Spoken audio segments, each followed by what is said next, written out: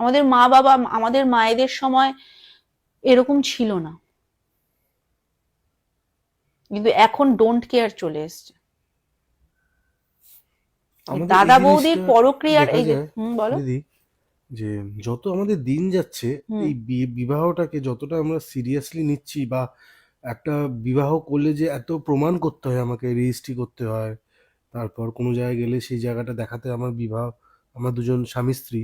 আগে কিন্তু আমাদের বাবা মা বা তোমার বাবা মা ওই রেজিস্ট্রি ব্যাপারটা ছিল না, না, এতটা ছিল না। এতটা ছিল না। কিন্তু হ্যাঁ ছিল, আমি বলবো না হুম হুম ছিল না, আমি বলবো ছিল। তাদের দরকার লাগতো না, কিন্তু তাও দেখো তাদের যে একটা সততাটা এখনকার থেকে কিন্তু অনেক বেশি। হুম। পেপার তখন কম ছিল, কিন্তু তাও সততাটা বেশি ছিল।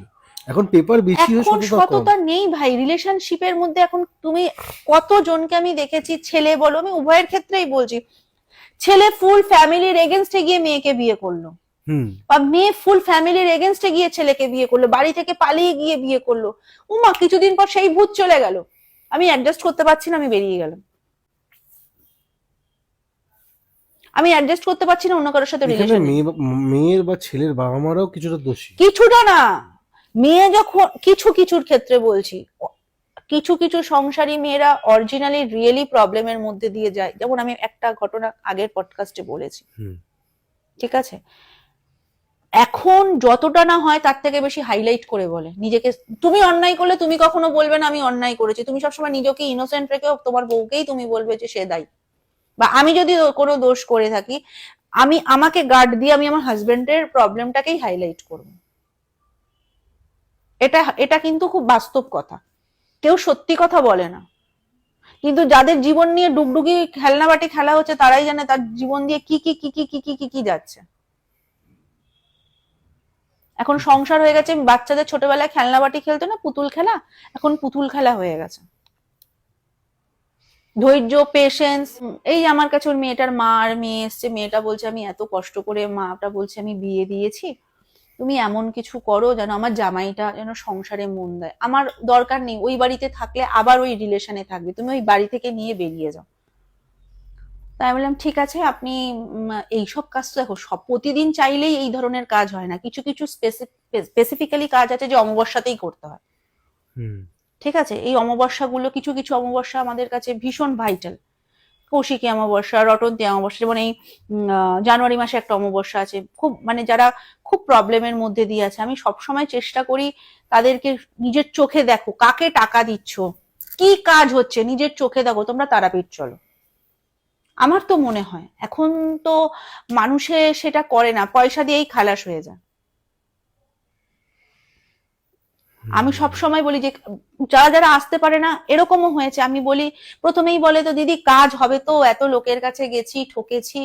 আমি বলি যে কার কাছে গেছেন আমি সেটা বলতে পারবো না, হাতের তো পাঁচটা আঙ্গুল সমান না।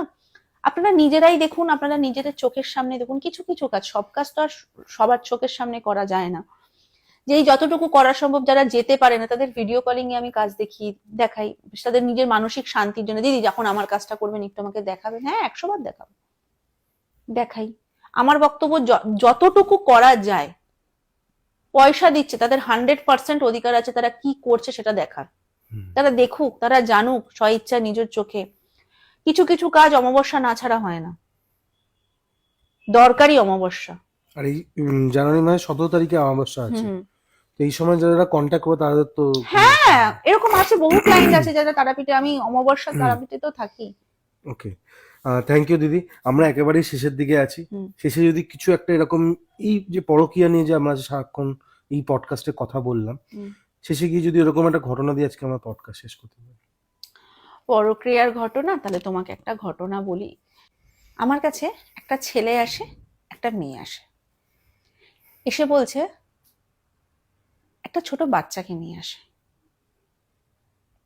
খুব ছোট বাচ্চা, 6 বছর বয়স। বলছে দিদি আসবো? হ্যাঁ আসো। আমার ওয়াইফ না একজনের সাথে রিলেশনে জড়িয়ে আছে, আমার বাচ্চাটাকে একদম দেখে না। মেয়েটা পাশ দিয়ে বলছে, মানে ছেলেটাও বলছে, পাশে মেয়েটাও আছে, মেয়েটা বলছে আমার দাদা প্রচন্ড কষ্টে আছে দিদি, আপনি আমার দাদাকে এই সম্পর্ক থেকে বাঁচান। এই মহিলা আমার বাবা মাকে পর্যন্ত দেখে না, আমার সঙ্গে প্রচুর ঝামেলা, প্রচুর অশান্তি, খুব মানে অশান্তির মধ্যে দিয়ে যাচ্ছে। এই বাচ্চাটাকে দেখুন, 6 বছরের বাচ্চা, ফুটফুটে বাচ্চা, আমাদের ধরতে পর্যন্ত দেয় না, সব সময় বাপের বাড়ি নিয়ে পড়ে আছে, সব সময় বাপের বাড়ি নিয়ে পড়ে আছে। বাপের বাড়িতে 24 ঘন্টা বাপের বাড়ির লোকের ফোন, আমাদের সংসার যেন জ্বলে পুড়ে যাচ্ছে। আপনি এমন কিছু করুন, ও চলে যাক, আমার দাদাকে মুক্তি দিক, আমার দাদাকে শান্তি দিক। আমরা চাইছি না, এই রিলেশন আমাদের দরকার নেই, শুধু বাচ্চাটা যেন আমাদের কাছে থাকে, নইলে আমার মা বাবা মরে যাবে, মেয়েটা বলছে, ওর বোন যেটা বলছে। ছেলেটা বলছে আমার ভালোবেসে বিয়ে, কিন্তু আমি বুঝতে পারিনি ও আমার সাথে এরম করবে, খুব টর্চার করে দিদি আমার উপর। বললাম কি টর্চার করে? বাড়িতে আসলেই অশান্তি, বাড়িতে আসলেই ঝাঁটি, খেতে দেবে না, মা খেতে দেয়, 19 থেকে 20 করলেই ঝাউঝাউ করে ওঠে, ঝামেলা করে ওঠে। আমি একটু শান্তি পাই না দিদি, আমার এর থেকে মৃত্যু ভালো। আমি ঠাকুরকে বলি যেন আমাকে মৃত্যু দেয়। আমি বেরোই, বিশ্বাস করো না, আমি র্যাপিডো চালাই, আমি ঠাকুরকে বলি, ঠাকুর রাস্তাঘাটে আমার এত মৃত্যু হয়, তুমি আমায় কেন মৃত্যু দাও না? ছেলেটা বলছে দিদি তোমার আমি পায়ে ধরছি, তুমি আমাকে মুক্তি দাও। ও আমার মনে হচ্ছে কারোর সাথে ওর রিলেশন আছে, ও এরকম ছিল না, সাডেনলি আমার সাথে বছর 2 ধরে এরকম করছে। আমি তুমি ওকে আমার আমার আমার বাচ্চাটার মুখের দিকে তাকিয়ে আমি বললাম, এটা করে দিও যেন তোমার সাথে। না না দিদি, আমি আর ওর সাথে থাকতে পারছি না, হয় না, এরম ভাবে থাকা যায় না, তাহলে আমাকে মরে যেতে হবে।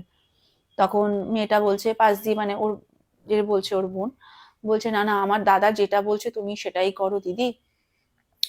আমার আমার এই বাচ্চাটার দিকে তাকিয়ে যেন ওই মেয়ে যেন এই বাড়ি থেকে বেরিয়ে যায়, আর যেন কোনো ডিভোর্সের জন্য কোনো খোঁজপোর না চায়। তুমি দেখো যেন আপোষেই জিনিসটা মিউচুয়াল হয়ে যায়, আর কোনো অশান্তি ঝামেলা জাটি চাইছি না, যেন নিজে থেকেই ওর আমাদের জন্য ছেড়ে বেরিয়ে যায়। তাহলে খোঁজপোরও হলো না, আমরা কোনো পুলিশি ঝামেলাও করলাম না, কোনো অশান্তিতেও হলো না। তখন আমি না চুপ করে আছি, আমি বলছি ঠিক আছে আমি তোমাকে জানাবো। আমি পুরো ডিটেলসটা পেলাম। তখন বললো দিদি তাহলে আমি কবে আসবো? তখন আনলাম আমার অ্যাসিস্ট্যান্ট তোমাকে কল করে নেবে। আমি না কিছু বলিনি, আমি চুপ করে, ওরা চলে গেল। বলল দিদি কত টাকা লাগবে? তখন আমি বললাম হ্যাঁ, তার মধ্যে ছেলেটার ছকে আমি কিছু প্রবলেম দেখেছি। তো আমি ওকে বললাম যে ঠিক আছে, তোমার এই প্রবলেমগুলো আছে, তোমার এই কারণে তোমার ম্যারিড লাইফ ডিস্টার্ব হচ্ছে, তুমি এই প্রবলেমগুলোকে আগে ঠিক করো, এই প্রবলেমগুলো ঠিক হলে অটোমেটিক সব ঠিক হয়ে যাবে। ছেলেটা দেখলাম লেস ইন্টারেস্ট ওর প্রবলেমগুলো ঠিক করাতে, ওর একটাই মোটিভ, ওই মেয়েটা যেন ঘর থেকে, ওর বউ যেন বাড়ি থেকে বেরিয়ে যায়। তো বললাম, আমি বললাম এই প্রবলেম যদি তুমি ঠিক না করো কোনোদিনই কিছু হবে না। বলো না দিদি এখন আমি ইনিশিয়ালি এই প্রবলেমগুলো ঠিক করতে পারবো না, তুমি আগে ওকে বের করো, তাহলে আমি মানসিক শান্তি পাবো, আমি কাজবাজগুলো ঠিক মতন করতে পারবো, আমি একটু শান্তি পেলে আমি কিছু পয়সা অ্যারেঞ্জ করে আমি কাজগুলো করবো। বলে আলাম ঠিক আছে তাহলে তুমি আমাকে জানিও। বলে তাহলে দিদি আমি কবে আসবো? আলাম তুমি আমাকে তাহলে ফোন করবে, বা আমার অ্যাসিস্ট্যান্টকে কল করলে আমার অ্যাসিস্ট্যান্ট ফোন করবে, আমার অ্যাসিস্ট্যান্ট বলে দেবে তোমাকে কবে আমি কোন চেম্বারে আছি। কৌশিক এটা কাকতালীয় বলবো, লোকে শুনলে হয়তো ভাববে যে আমি মিথ্যা কথা বলছি, লোকে সেটা ভাবতেই পারে। 1 মাস 2 পরে একটা ভদ্র লোক আর ভদ্র মহিলা আমার কাছে এসছে, সেম চেম্বারে, সেম চেম্বারে এসে বলছে আমার আমার ছেলে না একটা মেয়ের পাল্লায় পড়েছে, আমার পাল্লায় পড়েছে, এখনো সংসার করতে চাইছে না, আপনি যেভাবে হোক ওই আমার ছেলেটার সঙ্গে আমার ওই মেয়েটার সম্পর্কটা আপনি নষ্ট করে দিন, বাচ্চাটার দিকে তাকানো যায় না, বাড়িতে রোজ অশান্তি হচ্ছে, রোজ বাচ্চাটা ভয় পাচ্ছে রীতিমতন, পড়াশোনায় হ্যাম্পার হচ্ছে, স্কুলে হোমওয়ার্ক দিলে মা হোমওয়ার্ক করাতে পারছে না, ঘরে অল টাইম, আমাদেরই তো বয়স হচ্ছে, আমার ছেলে এরকম নয়, আমার ছেলে অনেক ভালো ছেলে, এটাও প্রেম করেই বিয়ে, কিন্তু কেন এরকম করছে আমি বুঝতে পারছি না। আর কেন রিলেশনে জড়িয়ে গেল, কিভাবে জড়িয়ে গেল, আমার বৌমাকে সহ্য করতে পারছে না, আমার বৌমা ভীষণ ভালো, আমাদের দায়িত্ব কর্তব্য কোনো দিক দিয়ে পিছিয়ে নেই। ফটো বের করুন, দেখছি ওই ছেলেটা যে বোন সাজিয়ে নিয়ে এসেছিল, ওরা গার্লফ্রেন্ড বয়ফ্রেন্ড। ও ওই যে ভাই দাদা বলছে, হ্যাঁ ওরা গার্লফ্রেন্ড বয়ফ্রেন্ড।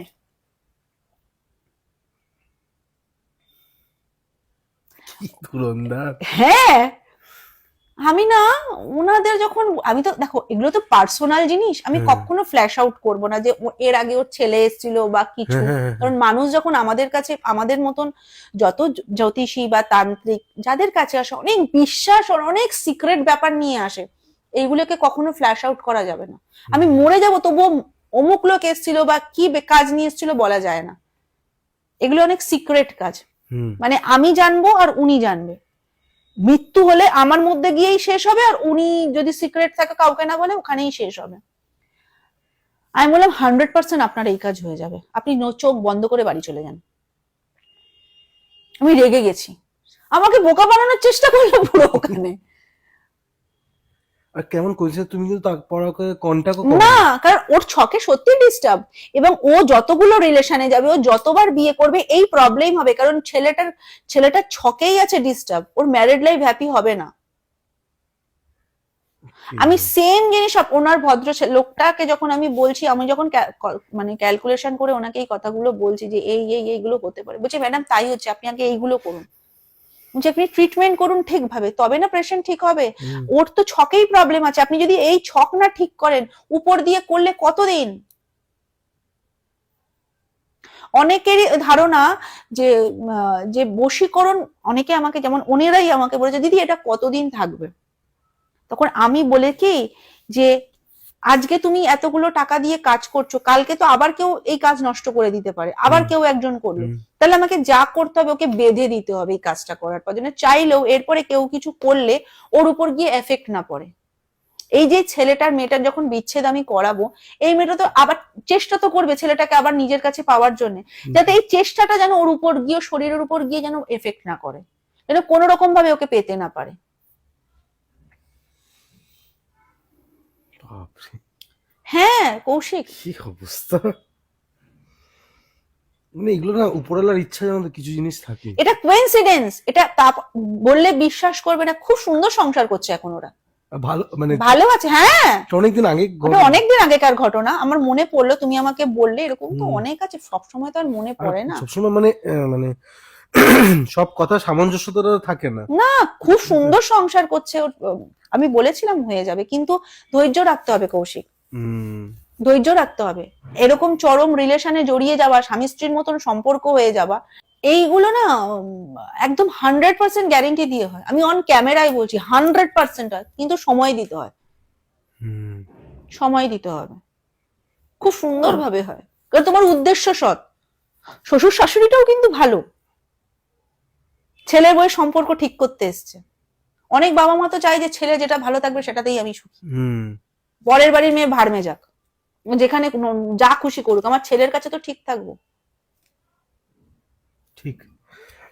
থ্যাংক ইউ দিদি, এত সুন্দর, মানে আজকে পুরো পডকাস্টটা পুরো পরকীয়া নিয়ে হয়েছে, এবং অনেক দিনের একটা ডিমান্ড ছিল দিয়ে, এবং খুব ভিউজ পেতে তুমি, বা ভিউজ পেতে বা তুমি কন্ট্যাক্টও পেতে, যে এরকম এই যে যে কেস স্টাডিগুলো তুমি বললে সেগুলো তো কেসও পেতে। আমি তোমার সঙ্গে যেই ধরনের কথা বলি না কৌশিক, হুম আমি আমার অভিজ্ঞতা থেকে বলি, নিশ্চয়ই। বাস্তব থেকে বলি, কোনো মন গড়া কাহিনী এখানে আমি কোনো অভৌতিক কথা বলতে পারবো না। আমার পডকাস্ট যারা দেখে, অনেক ক্লায়েন্ট এরম আছে আমি চেম্বার থেকে ফেরত পাঠিয়ে দিয়েছি যে আমি এরম কাজ করি না। দেওরে ভাসুর এসছে আমার কাছে, ভাসুর এসে আমাকে বলছে যে আমি ওনাকে বের করে দিয়েছি, ভাসুর এসে বলছে আমার ভাই এখানে থাকে না, ভাইয়ের বউ, আমরা জয়েন্ট ফ্যামিলি, কিন্তু আমার ভাইয়ের বউ না কারোর কথা শোনে না, আপনি এমন কিছু করুন যেন আমার কথা শোনে, আর কিছু চাইছি না, শুধু আমার কথা শুনলেই হবে। আমি ইচ্ছা করে এই কথাটা বললাম, যেমন বলবেন সেরকম কাজ হবে, শুধু কথা শুনলেই হবে তো, শুধু এইটুখানি করলেই হবে তো, আর কিছু করতে লাগবে না তো। ম্যাডাম এটা কি সিক্রেট থাকবে, যে হ্যাঁ আমি তো আপনাদের কাউকে চিনি না, সিক্রেটই তো থাকবে, আপনি এমন কিছু করুন না ও যেন আমি ছাড়া কিছু না বোঝে, আমার ওকে খুব ভালো লাগে। তখনই বুঝে গেলে? আই সরি, আমি এরকম কাজ করি না, আমি এরকম কাজ করি না। ঘর নষ্ট হয়ে যাচ্ছে পরক্রিয়ায়, মানুষের খিদে বেড়ে গেছে, কি ছাড়। নিজের বউয়ের থেকে অন্যের বউকে আজকাল বেশি মানুষের ভালো লাগে, নিজের স্বামীর থেকে অন্যের স্বামীকে মানুষের ভালো লাগে।